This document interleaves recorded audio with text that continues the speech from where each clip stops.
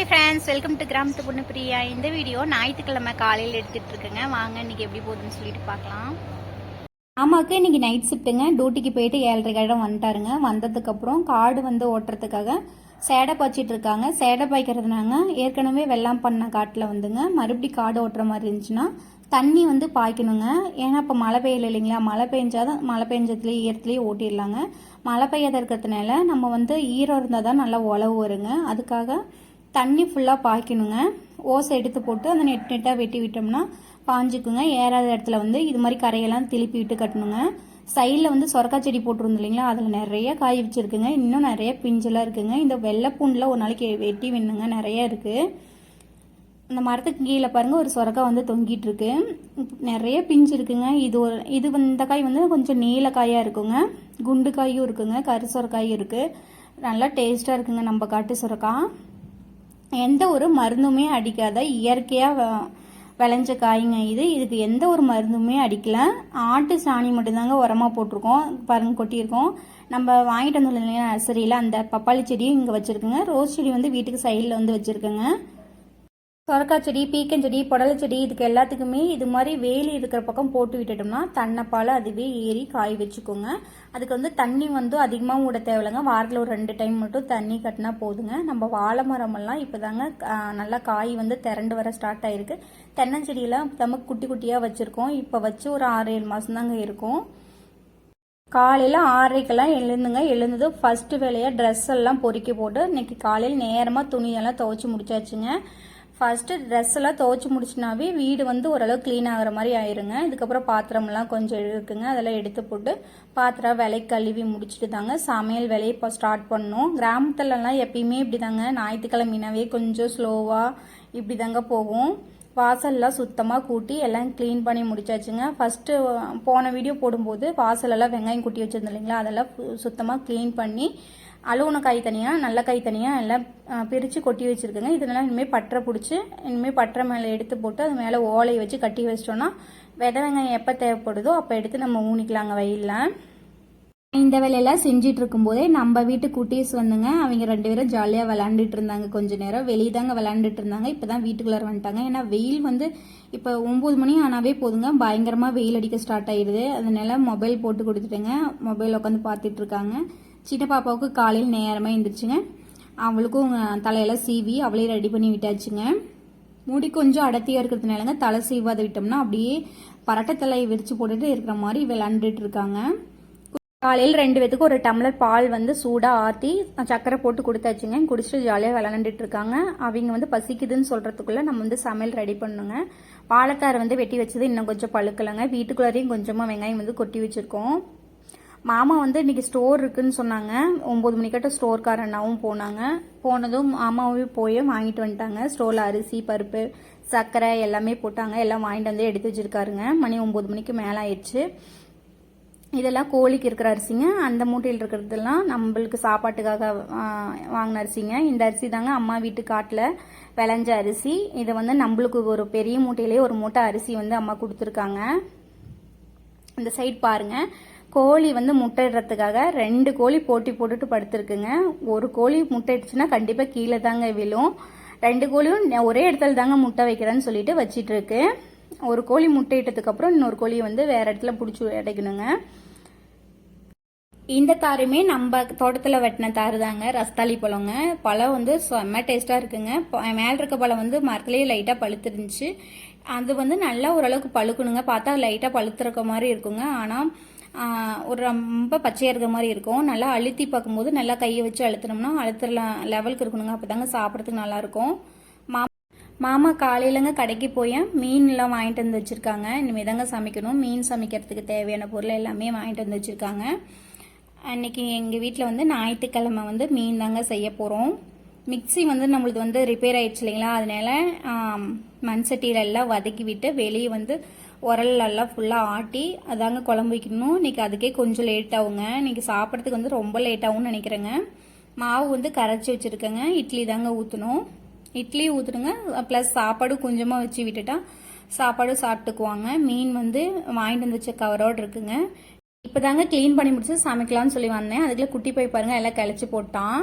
நம்மள சமைக்கிறதுக்கு விட்டால் போதும்னு சொல்லிங்க எப்படியே கழிச்சு போட்டு அப்புறமா எடுத்து வச்சுக்கலாம்னு சொல்லி நான் சமைக்கிறதுக்கு ஸ்டார்ட் பண்ணியாச்சுங்க. மீனை ஃபஸ்ட்டு க்ளீன் பண்ணிடலாம்னு சொல்லி கல்லுப்பு போட்டு க்ளீன் பண்ணிட்டு இருக்கேங்க. கல்லுப்பு போட்டு நல்லா தேய்ச்சி க்ளீன் பண்ணும்போதுங்க அந்த மீன் கவச்சம் வந்து வராது இருக்குங்க. சமைக்கும் போது அந்த வாசம் வந்து வராது இருக்கும், சாப்பிட்றதுக்கும் நல்லா இருக்குங்க. கல்லுப்பு போட்டு ஒரு பக்கமாக இருந்து நல்லா தேய்ச்சி விட்டு கழுவி விட்டுறலாங்க. இது வந்து பாறை மீனுங்க. அப்புறம் லோகு மீனோ ஏதோ சொன்னாங்க, இந்த 2 பெரிய பீஸ் இருக்கு இல்லைங்களா, பாப்பாவுக்கு பொரிச்சு கொடுத்தா சாப்பிடுவாங்கன்னு சொல்லிட்டு 2 பெரிய பீஸு, மீதியெல்லாம் பாறை மீன் வாங்கிட்டு வந்திருந்தாங்க. எல்லாத்தையும் சுத்தமாக தேய்ச்சி விட்டு க்ளீன் பண்ணிக்கலாங்க. வாரத்தில் ஒரு நாளைக்கு கண்டிப்பாக நான்வெஜ் செஞ்சே ஆகணுங்க. ஏன்னா குழந்தைங்க இருக்காங்க இல்லைங்களா, நான்வெஜ் வந்து கொடுத்து பழகிட்டாவே எப்படா சாப்பிட்லாங்கிற மாதிரியே இருக்குங்க. அது சின்ன பாப்பாவுக்கு மீன்னா ரொம்ப ரொம்ப பிடிக்கும். சிக்கன் மட்டன் லைக் பண்ணி சாப்பிட்றாளா இல்லையோ, ஆனால் மீன்னா அவளுக்கு ரொம்ப பிடிக்குங்க. ஏன்னா சிக்கன் மட்டன்னா கூட அது குழந்தைங்களுக்கு மென்று முழுங்கிறதுக்கு கொஞ்சம் கஷ்டமாக இருக்குங்க. ஆனால் மீன்கிறப்ப அவளுக்கு நல்லா டேஸ்ட்டாக இருக்கிறதுனால அவளுக்கு அதுனா ரொம்ப ரொம்ப பிடிக்குங்க. முள் இருந்தால் கூட அவளே தனியாக எடுத்து வச்சுட்டு சாப்பிட்டுக்குவாங்க. பெரிய பாப்பா வந்து அம்மா வீட்டுக்கு போயிட்டாங்க. நேற்று ஈவினிங் வந்து அம்மா வீட்டு மாடு வந்து கண்ணு போட்டிருக்குங்க. அது வந்து சீம்பல் செய்ய போனோங்க. போய் செஞ்சு சாப்பிட்டு அதுக்கப்புறம் நான் நம்ம வீட்டுக்கு வந்துட்டேங்க. குட்டி பையனும் குட்டி பாப்பாவும் கூட்டிகிட்டு. பெரிய மூணு நான் இருந்துட்டு நாளைக்கு தாம்மா வருவேன்னு சொன்னாங்க. அம்மா வீட்லேயும் கறி செய்கிறேன்னு சொன்னாங்க. சரி இருந்து சாப்பிட்டு வாடான்னு சொல்லிட்டு விட்டாச்சுங்க. நம்ம வீட்டுக்கு வாடான்னு சொல்லி கூப்பிட்டேன். இல்லைம்மா நான் அம்மா வீட்டில் செஞ்சு சாப்பிட்றேன், எனக்கு வச்சிருங்க, நான் ஈவினிங் வந்து சாப்பிட்டுக்கிறேன் அப்படின்னு சொன்னாங்க. சரின்னு சொல்லிட்டு அவள் இஷ்டத்துக்கே விட்டாச்சுங்க. அம்மா வந்து குழந்தைங்கள சூப்பராக பார்த்துக்குவாங்க. அம்மா வீட்டில் இருந்தால் நான் பயப்படவே தேவையில்லைங்க. நான் ஜாலியாக என் வேலையை பார்க்கலாம். அம்மா வந்து இந்த சைடு அந்த சைடு போனாலும் எங்கடா போகிறேன்னு சொல்லி கேட்டு எங்கேயுமே விட மாட்டாங்க. அம்மா இருக்கிற பக்கமே வச்சுக்குவாங்க. நல்லா வயிறு ஃபுல்லாக சாப்பாடு ஊட்டி விட்டுருவாங்க. நல்லா சூப்பராக பார்த்துக்குவாங்க குழந்தைங்கள. அதனால அம்மா கிட்ட இருந்தானா நான் அவளை பற்றி கேர் பண்ணிக்கவே தேவையில்லைங்க. நல்லா சூப்பராக பார்த்துக்குவாங்க. சின்ன பாப்பாவும் நானும் அம்மா வீட்டுக்கு போகிறோமான்னு சொல்லிக்கிட்டே இருந்தாங்க. சரி 2 பேரும் போனீங்கன்னா அங்கே ராவடி பண்ணிகிட்டு இருப்பீங்கடா, அங்கே வேணாம், நீ இங்கே இரு, நான் ஈவினிங் வேணால் கூட்டிகிட்டு போகிறேன்னு சொல்லிட்டு அவளை சமாதானப்படுத்தி நம்ம வீட்டில் இருக்க வச்சுருக்கேங்க. இல்லைன்னா அவளும் கிளம்பிடுவா. 2 பேரும் அங்கே போயிட்டாங்கனாவே கம்பல்சரி சண்டை பண்ணவும் ஏதாவது ஒன்று பண்ணி ராவடி பண்ணிக்கிட்டே இருப்பாங்க. கொஞ்சம் சமாளிக்கிறதுக்கு கொஞ்சம் கஷ்டமாக இருக்குங்க. ஏன்னா அம்மா வீட்டில் நிறைய ஆடு இருக்குது. ஆடு மாடு எல்லாத்தையும் பார்த்துக்கிட்டு வீட்டு வேலையெல்லாம் பார்த்துக்கணும், ப்ளஸ் பாப்பாவே பார்த்துக்கணுங்க. நாமளாக இருந்தோம்னா கூட ஓரளவுக்கு மேனேஜ் பண்ணிடுவோம். அம்மாங்கிறப்ப 2 பேர்த்த சமாளிக்கிறது வந்து கொஞ்சம் கஷ்டமாக இருக்குங்க. வீட்டில் இருந்தாங்கன்னா பார்த்துக்குவாங்க. ஆடு மேய்க்கிற வேலையெல்லாம் இருந்தால் கொஞ்சம் கஷ்டங்க. இப்போ வந்து மீனை வந்து சுத்தமாக க்ளீன் பண்ணி எடுத்துக்கிட்டேங்க. அதுக்கப்புறம் இஞ்சி பூண்டு பேஸ்ட் வந்து மாமா வாங்கிட்டு வந்திருந்தாங்க. நான் எப்பயுமே வீட்டில் அரைச்சி தாங்க யூஸ் பண்ணுவேன். மாமா வந்து இன்றைக்கி பாக்கெட்லேயே வாங்கிட்டு வந்து வச்சுருந்தாங்க. அதை சேர்த்துட்டு ரெடிமேட் மசாலா வந்து வாங்கிட்டு வந்திருந்தாங்க. நான் வந்து எப்பயுமே ரெடிமேட் மசாலாலாம் யூஸ் பண்ண மாட்டேங்க, ரேராக தான் யூஸ் பண்ணுவோம். இது வந்து ஒரு பாக்கெட் வந்து நான் கொட்டியிருந்தேங்க. 1.5 கிலோ மீன் வந்து எடுத்துகிட்டு வந்திருந்தாங்க. நான் வந்து ஒரு பாக்கெட் வந்து சேர்த்துருந்தேன். மசாலா சேர்த்ததுக்கு அப்புறங்க கொஞ்சமாக தண்ணி ஊற்றி நல்லா பிசைஞ்சிக்கலாங்க. இஞ்சி பூண்டு ஃபஸ்ட்டு சேர்த்துருந்தோம் இல்லைங்களா, அதில் ஃபஸ்ட்டு நல்லா பிசைஞ்சதுக்கப்புறம் கொஞ்சம் கொஞ்சமாக தண்ணி ஊற்றி பிசைஞ்சு எடுத்துக்கலாங்க. நம்ம வீட்டில் நாட்டுக்கோழி வந்து வளர்த்திட்டு இருக்குங்க. ஒரு 4-5 கோழி தாங்க இருக்குது. கோழி வந்து ரொம்ப கம்மியாகிடுச்சுங்க. இப்போ தான் எல்லா கோழியும் முட்டை வச்சிட்டு இருக்குங்க. இனிமே தான் வளப்படுத்து அது குஞ்சு பறித்து பெருசாகிறதுக்கு எப்படியும் 7-8 மாதத்துக்கு மேலே ஆகுங்க. கடையில் தாங்க கறியெல்லாம் எடுப்போம். மோஸ்ட்லி நாங்கள் எடுக்கிறது மீனாக தாங்க இருக்கும். அதை மிஞ்சி மிஞ்சி போச்சுன்னா ஏதாவது ஒரு நாளைக்கு சில்லி சிக்கன் பிரியாணி இது மாதிரி ஏதாவது செய்கிற மாதிரி இருந்துச்சுன்னா மட்டும் பிராய்லர் கோழி மாமா வந்து எடுத்துகிட்டு வருவாருங்க. மசாலாலாம் நல்லா ஓரளவுக்கு போட்டு நல்லா பெரட்டினதுக்கு அப்புறங்க ஒரு முட்டையை வந்து உடச்சி ஊற்றிக்கலாங்க. இது கூட ஒரு 1/2 லெமன் இருந்து சேர்த்துனா இன்னும் டேஸ்ட்டாக இருக்குங்க. வீட்டில் வந்து லெமன் இருக்குது, நான் வந்து சேர்த்த மறந்துட்டேங்க. உங்களுக்கு வந்து டேஸ்ட் இன்னும் கொஞ்சம் சேர்த்து வேணும்னா லைட்டாக லெமன் வந்து புழிஞ்சு விட்டுட்டு செய்யும்போது டேஸ்ட் வந்து இன்னும் சூப்பராக இருக்குங்க. மசாலாலாம் நல்லா கலந்து விட்டதுக்கப்புறம் க்ளீன் பண்ணி வச்ச மீனை ஒரு பெரிய தாம்பலத்தில் மீனை எடுத்து மசாலாவில் பெரட்டிட்டுங்க. தாம்பலத்தில் எடுத்து வச்சுட்டு கொஞ்சம் ஒரு 1/4 மணி நேரம் 1/2 மணி நேரம் அப்படியே ஊற விட்டுட்டு அதுக்கப்புறம் நம்ம பொரிச்சு எடுக்கும்போது டேஸ்ட் வந்து இன்னும் கொஞ்சம் சூப்பராக இருக்குங்க. நல்லா பொறுன்னு சாப்பிட்றதுக்கு வந்து நல்லா இருக்குங்க.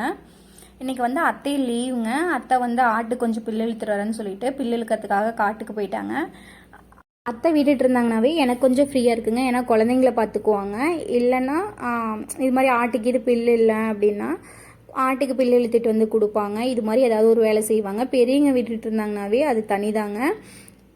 மாமியா மருமோன்னு சொல்லி வீட்டில் இருந்தாங்கனாவே கண்டிப்பாக ஏதாவது ஒரு சண்டை இதெல்லாம் கண்டிப்பாக எல்லார் வீட்லேயுமே இருக்குங்க. அப்படி இருந்தாலுமே பெரியவங்க இருந்தாங்கனாவே அது தனி ஒரு சப்போர்ட் தாங்க. அவங்க ஒரு வேலை செஞ்சு கொடுக்கும்போது நம்மளுக்கும் கொஞ்சம் ஈஸியாக இருக்கும்.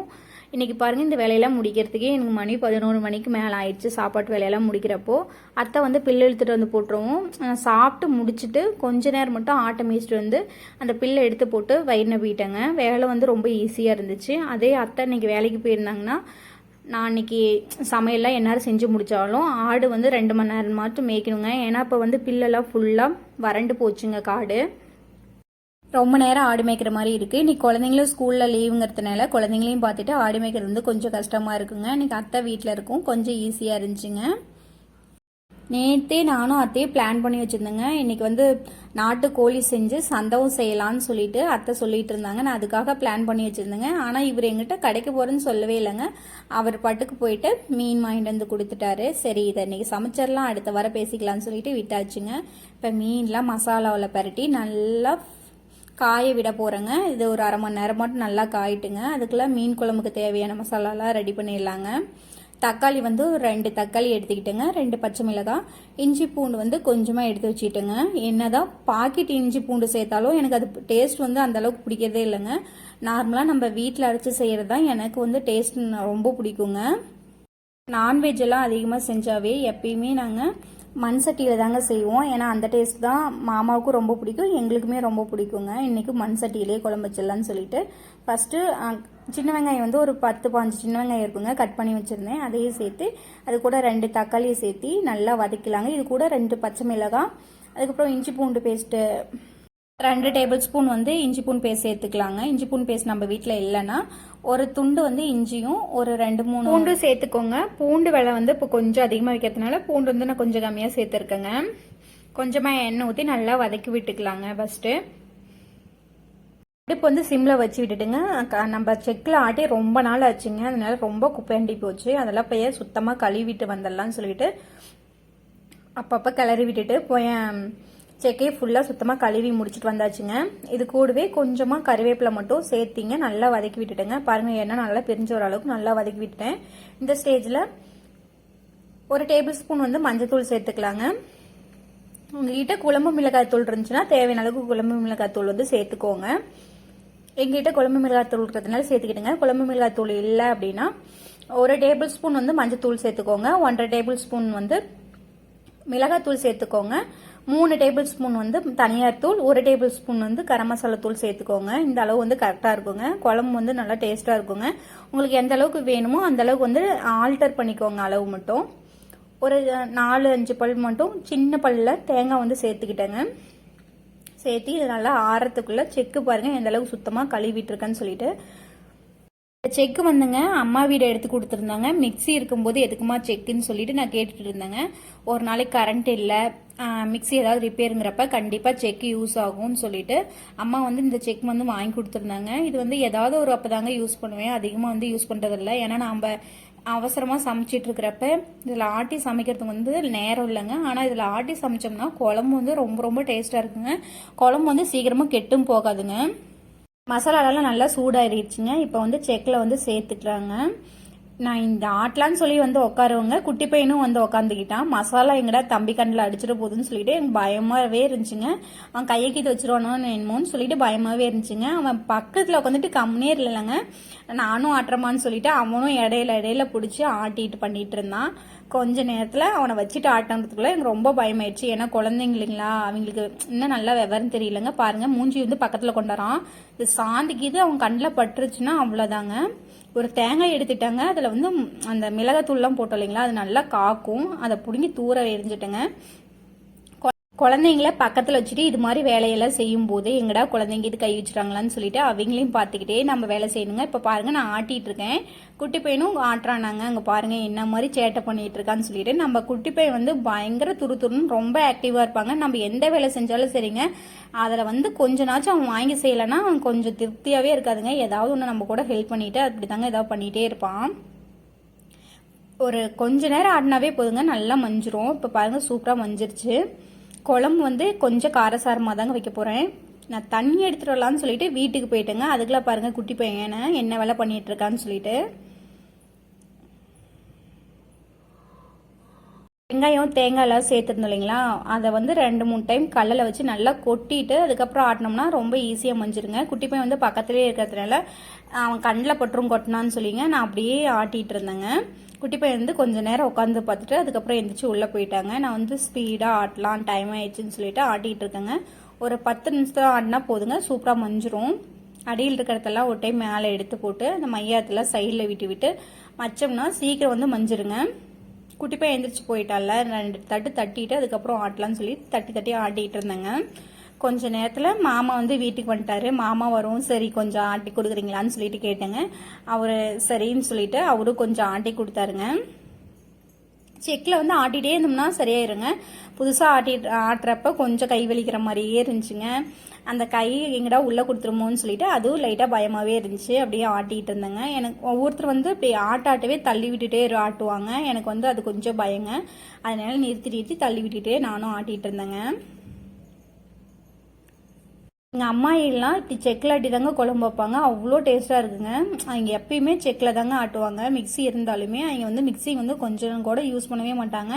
செக்கில் ஆட்டி அந்த குழம்பு எந்த குழம்பா இருந்தாலும் சரிங்க, செக்கில் ஆட்டின குழம்பு தான் வைப்பாங்க. ரொம்பவே டேஸ்ட்டாக இருக்குங்க. நான்லாம் சின்ன பிள்ளையா இருக்கும்போதுங்க கொத்தமல்லி கொஞ்சமாக வச்சு வறுத்துக்குவாங்க. அதுக்கப்புறம் கரம் மசாலா பொருளெல்லாம் என்ன வேணுமோ அதெல்லாம் எடுத்து நல்லா வறுத்துட்டுங்க அது கூட கொஞ்சமாக அரிசி வச்சுங்க. ஃபஸ்ட்டு இது மாதிரி செக்கில் போட்டுங்க உலக்கை வச்சு நல்லா குத்திக்குவாங்க. குத்தினதுக்கு அப்புறமேட்டுக்கு வெங்காயம் இதெல்லாம் நல்லா வதக்கிட்டுங்க அதுக்கப்புறம் அதையும் சேர்த்துட்டு அந்த மிளகா சாந்து ஆட்டுவாங்க. அவ்வளோ மணமாக இருக்குங்க. அந்த குழம்பு சாப்பிட்றப்ப அவ்வளோ டேஸ்ட்டாக இருக்கும். எங்கள் ஆயாலாம் அப்படி தாங்க செய்வாங்க. ரொம்ப ரொம்ப டேஸ்ட்டாக இருக்கும். ஆமாம், இப்போ தாங்க காட்டிலேருந்து வந்தாங்க. வந்ததும் ஆட்டி கொடுங்கன்னு சொன்னேன். நல்லா மஞ்சிருச்சுங்க. இருந்தாலும் கொஞ்சம் ஆட்டி கொடுங்க அப்படின்னு சொன்னேங்க. மாமாவும் கொஞ்சமாக ஆட்டி கொடுத்தாங்க. அதுக்கப்புறம் மசாலாலாம் வலிச்சு ஒரு குண்டாவில் வச்சுட்டுங்க அந்த செக்கை ஃபுல்லாக கழுவுன தண்ணியும் எடுத்து ஊற்றிட்டு வந்தாச்சுங்க. வந்து கொஞ்சமாக எண்ணெய் ஊற்றி கடுகு உளுத்தம்பருப்பு 2 பச்சை மிளகாய் கொஞ்சமாக கொத்தமல்லி தலை சேர்த்துங்க. அதுக்கப்புறம் தாளித்து விட்டாச்சுங்க.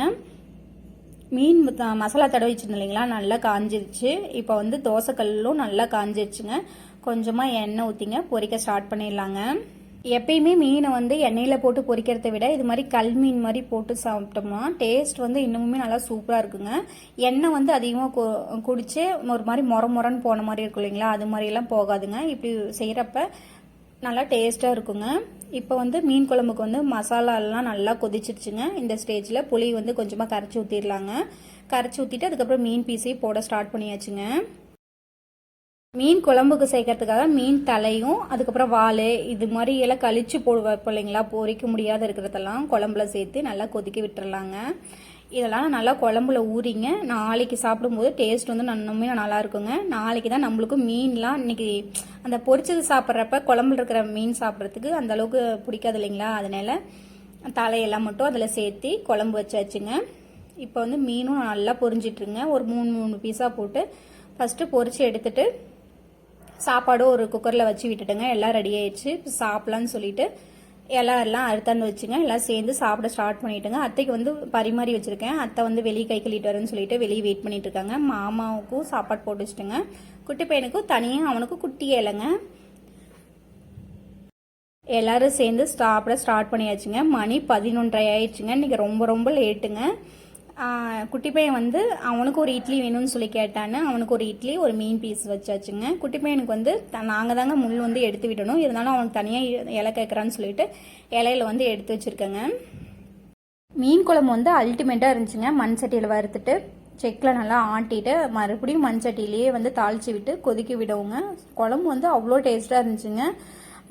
நிஜமாலுமே மிக்சியில் அரைச்சா அது மாதிரி டேஸ்ட் கண்டிப்பாக வராதுங்க. நம்மளுக்கு அரைக்கிறதுக்கு வந்து கொஞ்சம் டைம் ஆகுதுமே தவிர மற்றபடி ரொம்ப டேஸ்ட்டாக இருந்துச்சுங்க. சாப்பிட்டு முடிச்சதுக்கப்புறம் வெஜிடெல்லாம் ஊற வச்சுருந்துங்க. அதையெல்லாம் துவைச்சி போட்டாச்சுங்க. குட்டி பையனும் குட்டி பாப்பாவும் தண்ணியில் வந்து விளாண்டுட்டு இருந்தாங்க. இந்த நாள் எங்களுக்கு இப்படி தாங்க போச்சு.